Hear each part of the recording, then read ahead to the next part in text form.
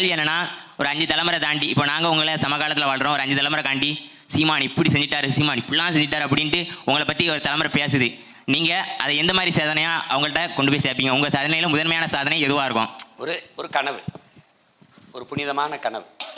அது என்னுடையது இல்லை, என் தலைவனோடதும் இல்லை. பலாயிரம் ஆண்டுகளாக எங்கள் முன்னவர்கள் தூக்கி சுமந்து வந்த கனவு.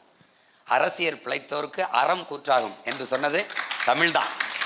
தமிழ் மட்டும்தான் அரசியலே அறத்தின் வழி நிற்கணும்னு சொன்னது. அந்த அடிப்படையில் எங்களுக்கு ஒரு கனவு இருக்குது. பசி, பஞ்சம், ஊழல், லஞ்சம், கொலை, கொள்ளை, சாதிய இழிவு, தீண்டாமை, அடக்குமுறை, ஒடுக்குமுறை, மதுமத போதை, பெண்ணி அடிமைத்தனம், இது ஏதுமற்ற தூய தேசம். அனைவருக்கும் கல்வி, கல்விக்கேற்ற வேலை, வேலைக்கேற்ற சம்பளம், அதை கொண்டு வாழ்கிற பெருமைமிக்க வாழ்வு.